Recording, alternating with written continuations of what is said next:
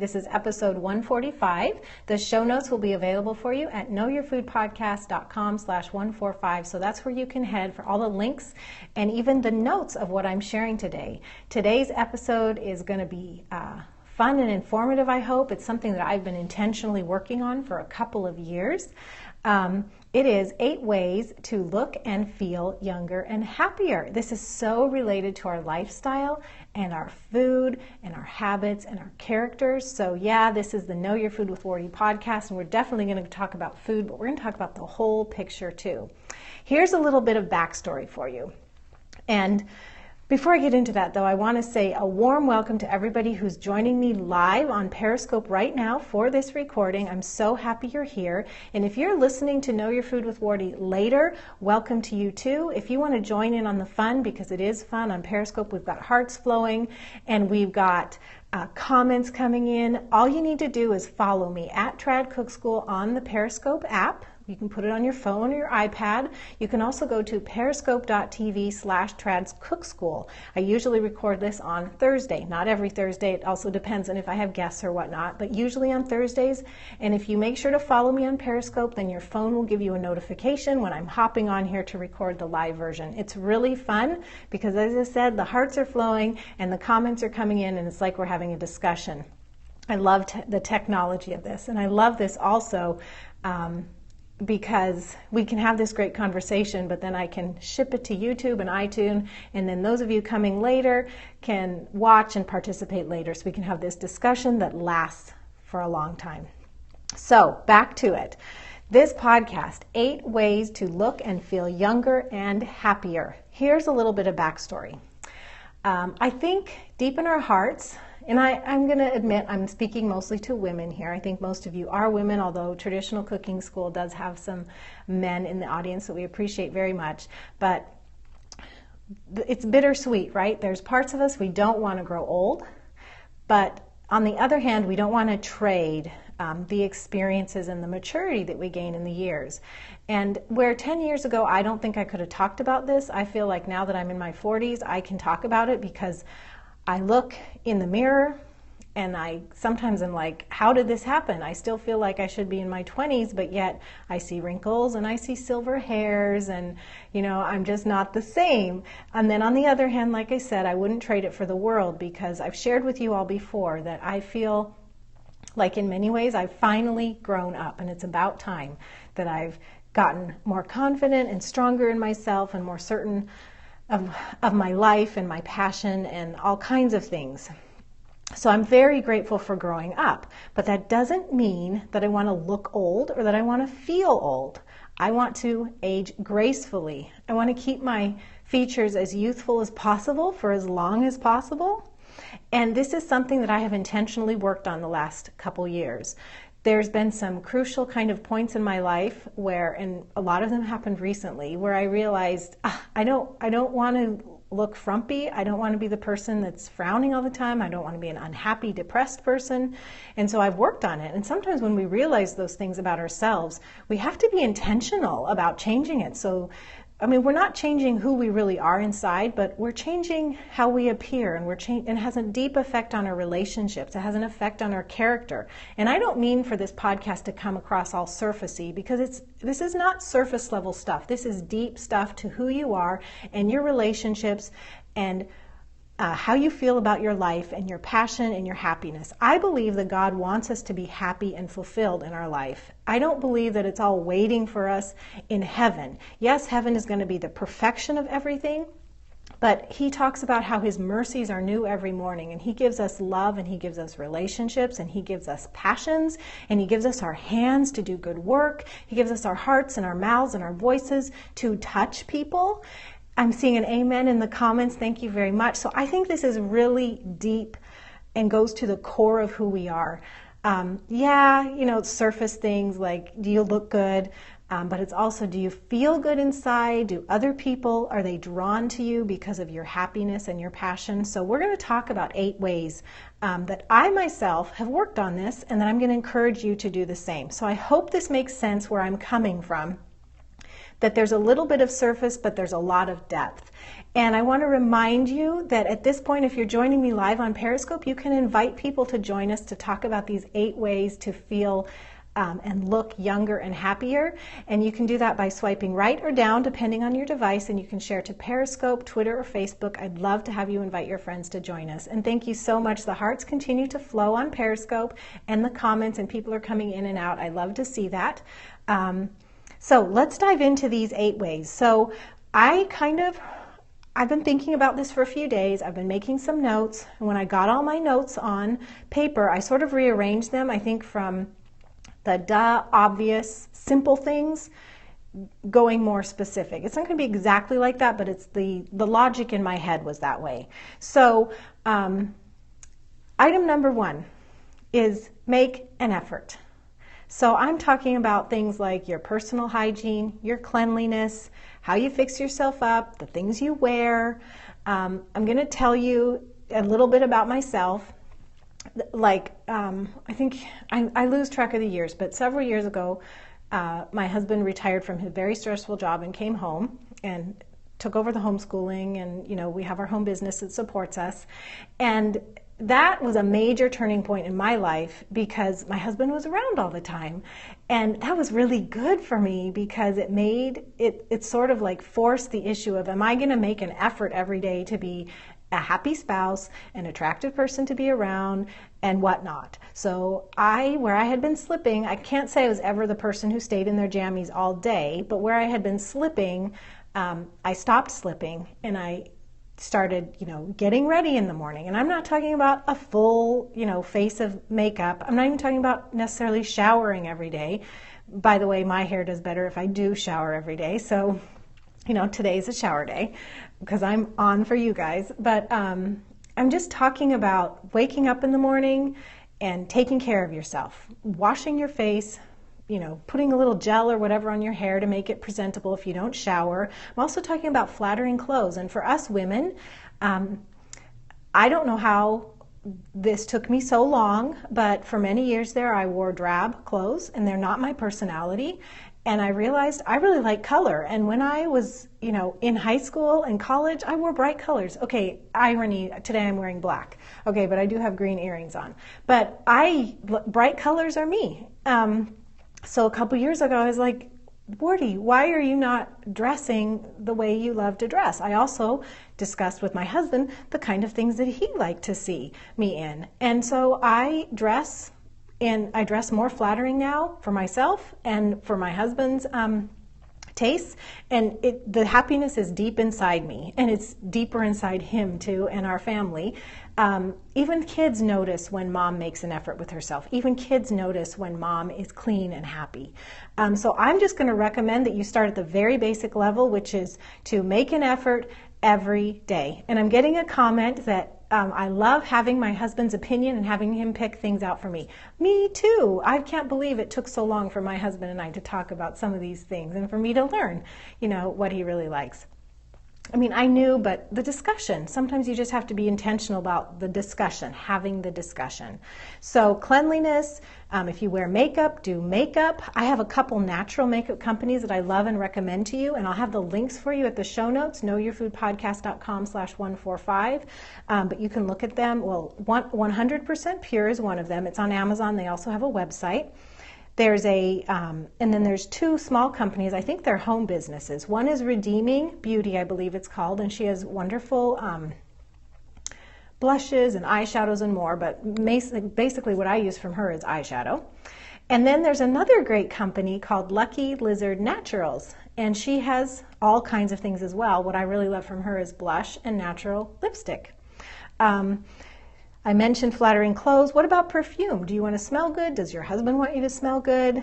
So you could look into essential oils. I have a recipe for essential oil perfume at traditionalcookingschool.com, so I'll make sure to link that up in the comments or the show notes for you. And I missed that comment. There was a comment just on Periscope of a couple natural makeup companies. So if you could type that in again, that would be great. Someone is saying, I like Rejuva Minerals. Yeah, there's so many natural companies out there, and you don't have to be heavily made up to just put a little bit of color on your face.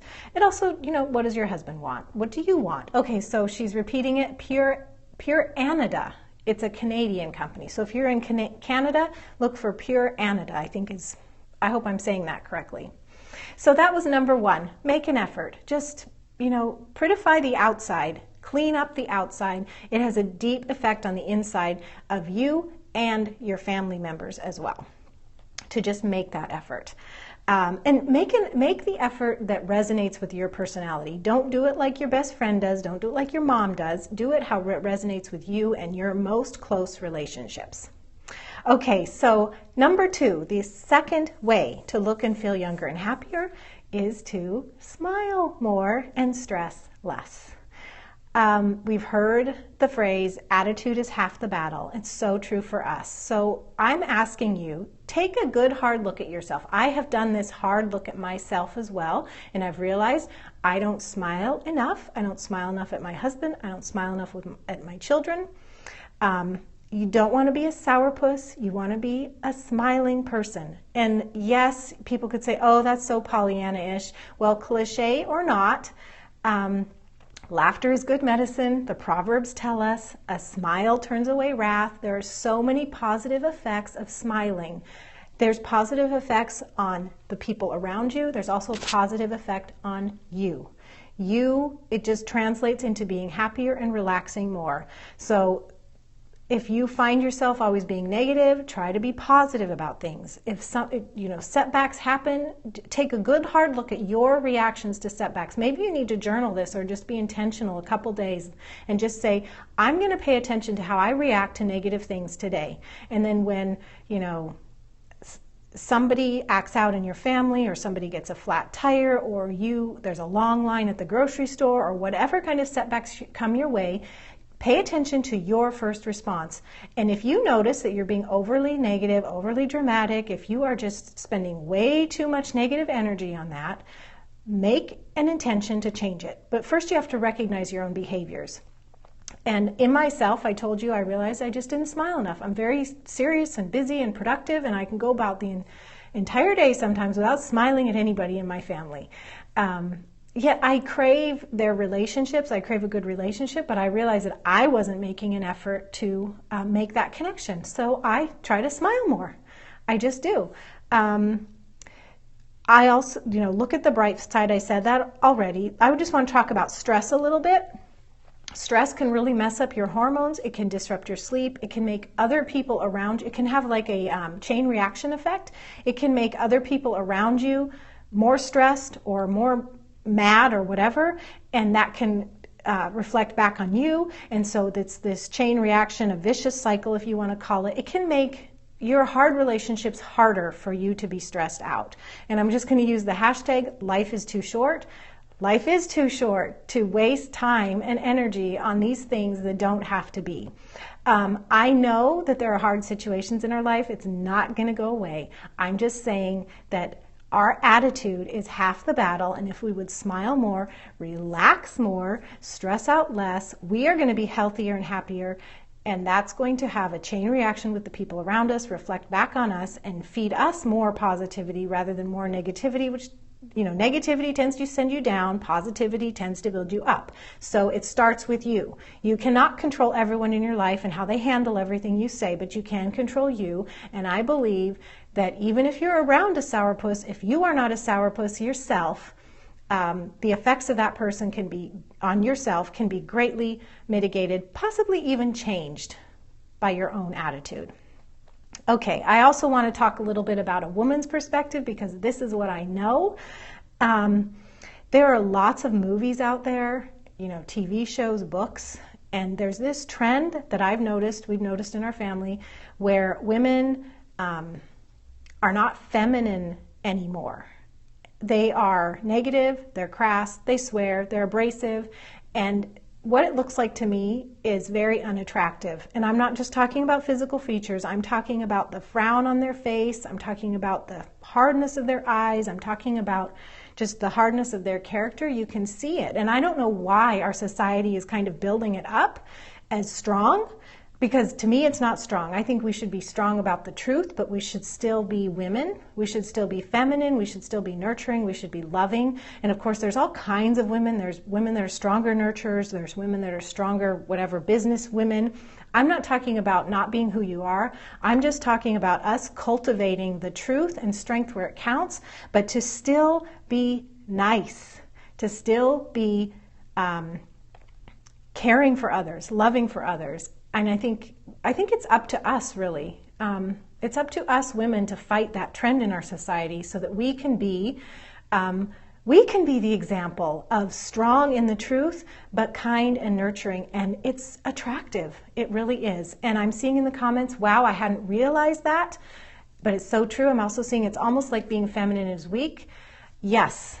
I don't know if that's the message they want to give across, that being feminine is weak, but being feminine is not weak. You can be totally feminine, beautiful and attractive, and still strong in the things that matter, like discipline with your children, training your children. Danielle is saying it's almost like women are being praised for having a chip on their shoulder. I love how you said that, Danielle. And I'm getting some yeses too. Yeah, so I could just change point number 2 from smile more and stress less is get rid of that chip on your shoulder. Nobody needs it. Hashtag life is too short. Okay, so I spent a lot of time on that. So I'm going to move on to number 3. Number 3 is get enough sleep. Okay, sleep makes you younger, happier, healthier, helps you keep the weight off. I'm going to point you to a great book by Shawn Stevenson. It's called Sleep Smarter, 21 Proven Tips to Sleep Your Way to a Better Body, Better Health, and Bigger Success. He was a guest on my podcast. This is the book cover. Sleep Smarter. It's a very inexpensive Kindle read. You can also get it on paperback. I'm getting a love Shawn in the comments. Yes, he's fantastic. So he was my podcast guest. We talked a lot about this, so I'm not going to cover it in depth. You can go to knowyourfoodpodcast.com/93 to hear a lot more, but I do have a couple quotes from the book for you, which I recommend that you pick up. I think when I did the podcast, it maybe was $3.99 on Kindle. It's not very expensive. A link to it is knowyourfoodpodcast.com/sleep-smarter, so that takes you right to the book. So some quick quotes from his book. Studies have shown that just one night of sleep deprivation can make you as insulin resistant as a type 2 diabetic. This translates directly to aging faster, decreased libido, and storing more body fat than you want to. No fun, huh? Other studies show sleep deprivation encouraging cancer, Alzheimer's, depression, and even heart disease. Another quote. When you don't sleep well, you get slower, less creative, more stressed, and underperform. And finally, high-quality sleep fortifies your immune system, balances your hormones, boosts your metabolism, increases physical energy, and improves the function of your brain. So I hope what you're getting from that is this overall picture that when you don't get enough sleep, you're not as creative, you're not as, you don't perform as well, you have high risks of disease and aging faster. In general, you're going to age faster. I mean, that's the point of this podcast, ways to look and feel younger. Well, sleep deprivation is going to accelerate the process of aging. Whereas if you get enough rest, you're going to perform and be creative. Your metabolism is going to help you keep up with fat burning so you can better maintain a healthy weight and all kinds of things. So sleep is so important. Get enough sleep. I don't know how much that is for you, but if you are, I don't know how much that is for you. This is an area where I'm intentional, but it's almost like I've had to be intentional in my life just because I get tired. So I go to bed by 8 or 9 every night, and I wake up early, and it's just, but I have to work at it. I do. I mean, I have to do earplugs, and now I have an eye mask, and we have room darkening curtains, and you know, the bed is comfortable. There's so many ways to improve your sleep, so work on it. And go back to that podcast, knowyourfoodpodcast.com/93 if you want more information about that. Also a bed, IntelliBed. So knowyourfoodpodcast.com/IntelliBed I think is the link that's going to work for you. That's our bed that has just really changed my sleep. Okay, number 4. This is a very simple thing to do. In fact, it maybe should have been before number 3, because sometimes you have to work at sleep if you have trouble with sleep.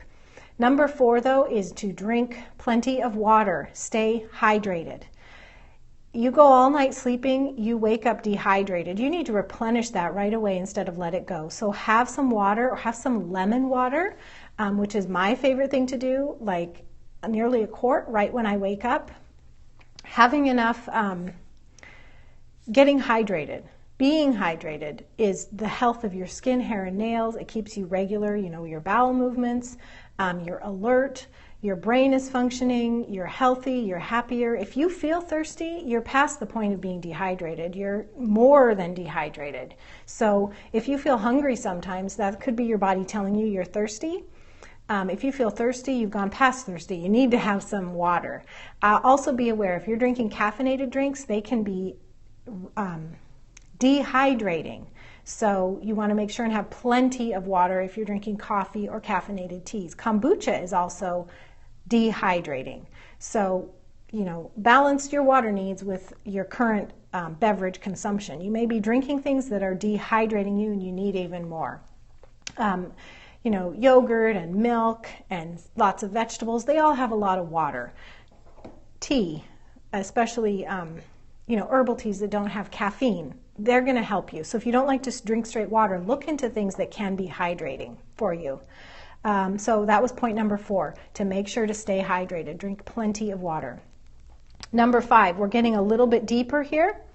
Number 5 really has to do with the health of your connective tissue. So you want to be eating your diet to support the connective tissue in your body. Connective tissue, that's, all the stuff that helps your skin and everything hold together rather than sag, right? So it's that whole system, that whole part of your body that really is the difference between being youthful and aging. So it's a continuum of your connective tissues degrading as you get older, and there are diet and lifestyle choices that you can make to support your connective tissues or to make them, the aging accelerate faster. And I want to be sure to address that there are hormonal issues here.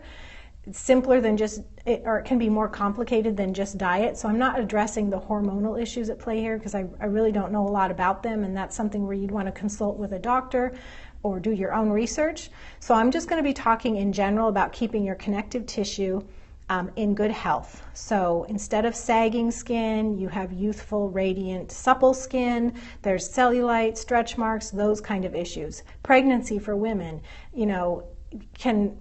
can make or break your connective tissue. How do you bounce back from pregnancy with the stretch marks or, regain your youthful figure? It's all about that for women. So here's some tips for you just on connective tissue. Get serious about nutrient-dense foods and cut out the empty calories. You don't want to be eating foods that don't have nutrition. So refined starches and carbohydrates, they don't have vitamins, minerals. They're just starch, they're just sugar. It's just eating sugar. Whereas nutrient-dense foods like pastured meats and healthy fats and complex carbohydrates and fruits and vegetables and fermented foods, every bite you take brings with it vitamins, minerals, fats, protein. They're not empty, they're nutrient dense. So get serious about nutrient dense foods. Also, do a particular focus on gelatin and collagen rich foods and nutrients because those are the building blocks of your connective tissue. So if you're not getting enough gelatin/collagen in your diet or the building blocks that make it up, then your connective tissue is going to sag faster. So broth is amazing. If you could consume broth every day, gelatin-rich broth. So if your broth doesn't gel, add gelatin to it. Or get the collagen, which is the pre-cooked gelatin, and stir it right into your coffee or tea and have some of that every day or several times a day. The building blocks of collagen, so ideally you'd be wanting to get this from a diverse and nutrient-dense diet, but you could also look into high-quality supplementation. You just want to have plenty of your amino acids, your vitamins, your minerals, antioxidants, just the basic nutrients of life. They are going to support your connective tissues. Protein is really important, and quality protein. So I'm talking about wild and pastured meats, but protein is all about your muscle. So you don't want your muscle mass to waste away. You want healthy, supple muscles. And if you don't meet your protein needs every day, adequate protein needs, then then your muscle tone is going to suffer. So make sure you're getting enough quality protein. I just did an Ask Wardee episode yesterday, which if you're live with me today, it's yesterday, but if you're listening to this later on iTunes or on when it's released, it'll be about a week before. So it's Ask Wardee episode 11. You can find it at tradcookschool.com/AW011, where I talk about the topic was, do you need to eat meat to be healthy? But we also talked about the quality of protein in that episode. And I'm getting a love that episode yesterday. Thank you so much. So be sure to refer to that if you want a more in-depth look at the quality of protein and the importance it plays in a healthy diet. Also, reduce sugar, starch. Those refined sugars, they're just pure sugar. The refined starches, they're just pure sugar. As I said before, it's just empty calories. There's no nutrition, and it contributes to just packing on weight. I'm not going to say completely eliminate it. I'm just going to say, reduce it. And the older you get, the more you need to reduce it. Let's put it that way. Stay hydrated. We already covered that. Overall, your gut health. How is your gut health? Your body has 200 different ways of showing you that your gut isn't healthy, 200 symptoms, and a lot of them women experience with hormones, with dry skin, with rashes, with allergies. I already said skin issues, hormonal issues. All of that is tied to the gut. So a resource for you on that's happening right now. Hopefully you're listening to this in time. Because in January there's a free Heal Your Gut online conference coming up. It's tradcookschool.com/gut summit to sign up for it. It's completely free. Every day there's going to be a bunch of talks. I myself am sharing about how a gut healing diet reversed my seasonal allergies. But I think it's important for all of us to look at our gut health, because the gut is the foundation of our immune system and our overall health. And so that's kind of like number one. So I want to make sure everybody takes advantage of that free resource that's coming up. In the comments, do you have a list of symptoms with the guts? I have a very short list. Like I said, there's over 200 symptoms. Right now, this week at traditionalcookingschool.com, we have a post for you, 82 ways to heal your gut. That'd give you, more information about practical things you can do. Here's a quick list: allergies and food sensitivities, autoimmune disorders, brain fog, cancer, candida and chronic yeast overgrowth, chronic fatigue syndrome, chronic pain, depression and anxiety, hormone imbalance, inflammatory disorders, irritable bowel and leaky gut syndrome, skin conditions, thyroid disease, weight gain, and more. So you can see the gut is huge. So that's why I wanted to make sure and just address it in this issue of the nutrient-dense diet and eating the foods that support your connective tissue. So your diet should be nutrient-dense. You should have lots of broth and collagen and gelatin. You should have, a good range of vitamins, minerals, healthy fats, etc. You should also look at your gut health. Make sure your gut is healthy. I do have 2 books to recommend for this topic. Nancy is saying, can't wait, I'm signed up. Awesome. Once again, that's knowyourfoodpodcast.com/gut summit, so you can sign up for that. Hopefully you're listening to this in time, but if you do happen to be checking out this podcast and the weeks have gone by and that gut summit is not available anymore, you can still follow the link because there are recording packages available. tradcookschool.com/gut summit. Okay, so 2 books to recommend for you. One is The Gelatin Secret. Oops, bumped my microphone. This is by Sylvie McCracken, who's a blogger friend, blogger colleague of mine. Her daughter had advanced bone disease, I think osteoporosis.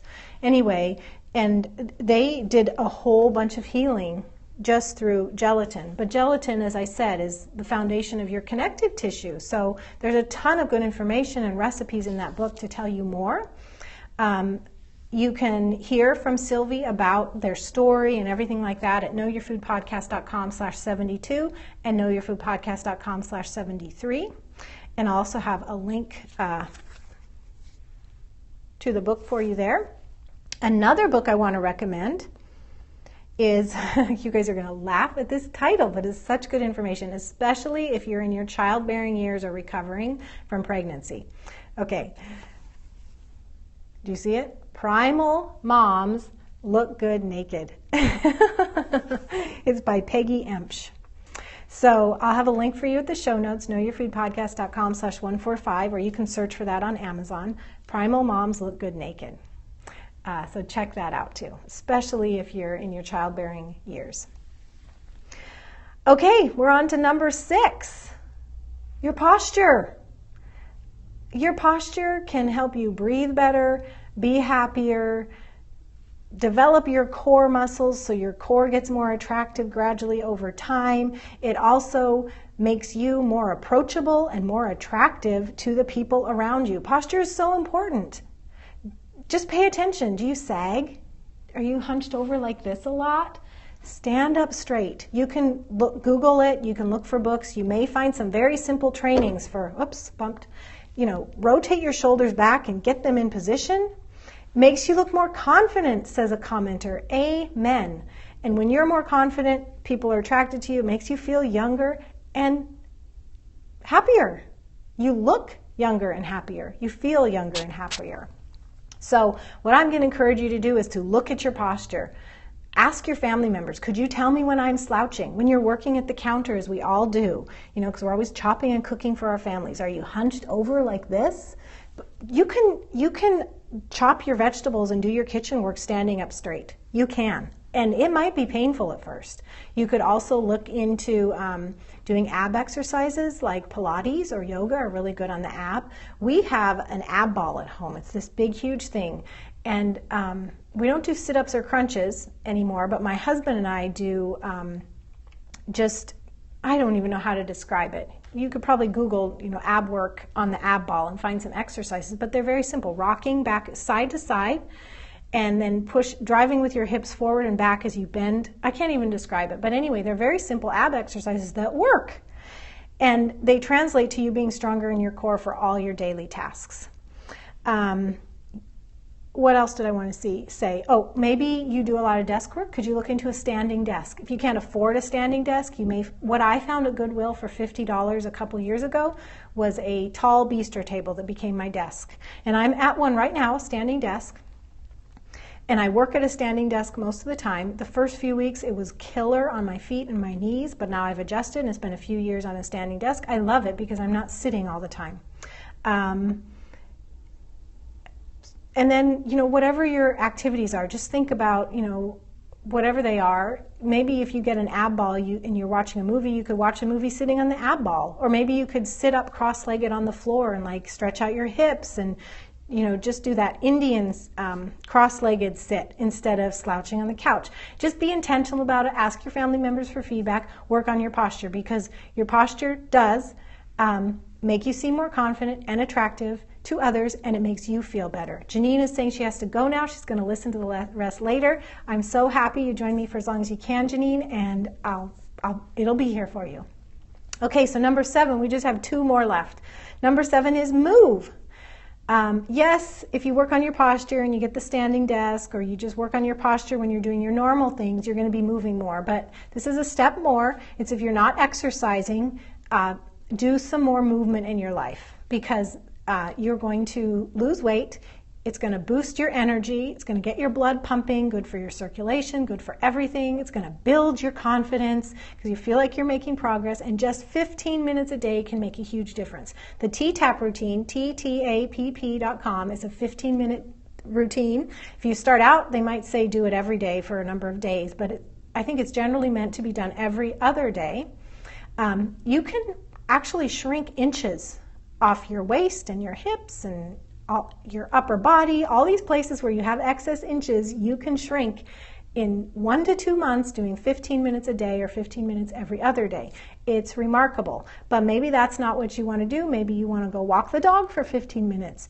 Maybe you want to do Leslie Sansone's Walk Away the Pounds for 15 minutes. There's, you could Google this, Tabata, T-A-B-A-T-A. You could look up Tabata routines. And there are things like just doing body weight exercises for a couple minutes. So it's high intensity, a couple minutes. You could do a whole bunch of body squats, or maybe it's yoga or Pilates. But anyway, just move more. As little as 15 minutes a day can make a huge difference in how you feel and look younger and happier. And finally, number 8, this one is way open-ended because I don't know what it's going to be for all of you. It's going to be work on something, because here's the thing. We are not meant to be stagnant creatures. We're meant to grow, to learn, to explore, to get better, to improve. So whether it's your professional life, your personal life, a relationship, your spiritual life, your character, I'm going to encourage you to keep working on something, because you need to engage your mind, body, and spirit in the pursuit of something to stay youthful, to be happy. It has a profound effect on how you look and how others perceive you, whether you're passionate and happy about something in your life. And even making a small change, like, let's say you chose decluttering, which I talked about on last week's podcast. Do you know that just working on decluttering your house can make you happier? It can. Spending 5 minutes reading the Bible every morning can make you a happier person and grow your spiritual life. Setting aside time to pray and being disciplined about your prayer list can do that. We've got a line dancing, great to get moving. We've got a retired and learning to cook again. Yes, I mean, those things can make such a huge difference. What do you want to work on? It's such a great time to talk about this, because it's the beginning of the new year and our minds tend to go, what do I want to do with this year? Well, I'm going to encourage you to make a list of the things that you want to work on. Don't work on them all at once, but just half the battle is knowing what you want to do. So make a list of the things that you might want to work on and then go after it. Nancy is saying she's going to work on nutrient-dense foods this year. Wonderful, wonderful goal, Nancy. I'm so happy to hear that. Okay, well, I have come to the end of the 8 ways. I'm just going to go through them one more time. Number 1 is make an effort. Number 2 is smile more, stress less, or as Danielle said, take that chip off your shoulder. 3 is sleep, get enough sleep. 4 is to drink enough water, stay hydrated. 5 is eat foods to support your connective tissue. You're so welcome, Alice. Number 6 is posture. Work on your posture. Keep good posture. Number 7 is move, even 15 minutes a day. And number 8 is work on something to improve your mind, body, and or spirit. Do you guys have any questions or comments before we wrap up here? And while you're typing those in, make sure to include your first name, because I'd love to see that. And I want to remind you about the Heal Your Gut Summit, knowyourfoodpodcast.com/gut summit. It's completely free, coming up soon. The gut is the cornerstone of health, and that's why I'm recommending it to you as a resource, because improving your gut health can make you look and feel younger as well. Susanna, you are so welcome for the encouragement. I appreciate your comment. And we've got wonderful podcasts. Thank you so much for your inspiring and candid words. You're welcome. I appreciate that. I'm so glad you were here to join me. Okay, well, thank you all, everyone. Remember, if you're tuning in later, knowyourfoodpodcast.com/145 for all the links, show notes, and more, including the video version of this podcast, so you can watch instead of listen if that's what you prefer. And make sure, if it fits with your schedule, to follow me on Periscope at Trad Cook School, because about every Thursday I hop on here live to record it, so you could join in the fun, as I and about 20 to 30 others have been doing this already for the last half hour or so. I'm watching this again, and a thank you. You're so welcome. And I appreciate that, Lindsay. I think that's Lindsay. Yep, Lindsay is saying I look young and pretty. Well, I'm glad I could oblige. I've been working on it, as I told you all at the very beginning, working on staying young and youthful, even though now I'm in my 40s. Okay, I love you all. God bless you, and I'll talk to you again soon. Bye-bye.